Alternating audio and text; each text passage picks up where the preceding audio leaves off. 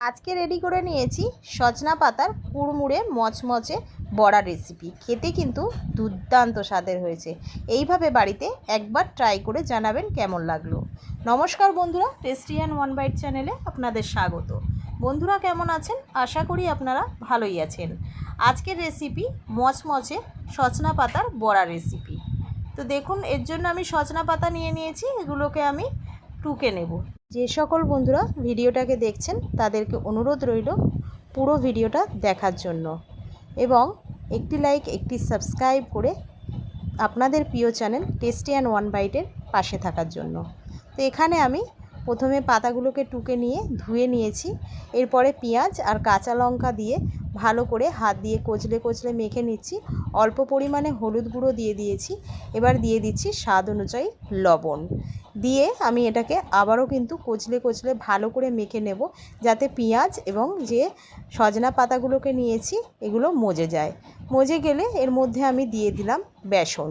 আপনারা আপনাদের পরিমাণ মতো বেসনটাকে অ্যাড করবেন।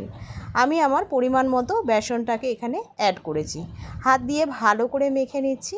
আমি এখানে অল্প পরিমাণে জল অ্যাড করে ঠিক এই রকমভাবেই ব্যাটারটাকে রেডি করে নিয়ে সাইড করে রেখে দেব। কড়াইতে দিয়ে দিচ্ছি সাদা তেল। তেলটাকে কড়াইতে ভালো করে খুন্তির সাহায্যে চাড়িয়ে নিয়েছি। এরপরে তেলটা হালকা গরম হলে আমি লো ফ্লেমে রেখে এক এক করে বড়াগুলোকে দিয়ে দিচ্ছি।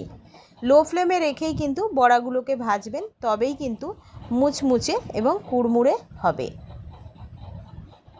তো এইরকম বড়ার শেপ দিয়ে বড়াগুলোকে দিয়ে উল্টে পাল্টে খুন্তির সাহায্যে ভেজে নিচ্ছি আমি। দেখুন লালচে লালচে করে ভাজা হয়ে গেছে।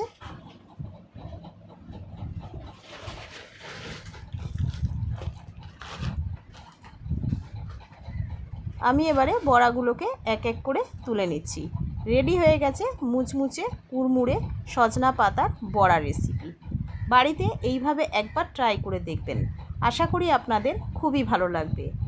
রেসিপিটা ভালো লাগলে একটি লাইক একটি সাবস্ক্রাইব করে আপনাদের এই টেস্টি অ্যান্ড ওয়ান বাইট চ্যানেলের পাশে থাকবেন। তার সঙ্গে বেল আইকনটা প্রেস করে দেবেন, ভিডিওটাকে বেশি বেশি করে শেয়ার করে দেবেন। আমি আবারও একটা আগামীকাল নতুন রেসিপি নিয়ে হাজির হয়ে যাব। ততক্ষণ আপনারা ভালো থাকবেন। টাটা বন্ধুরা।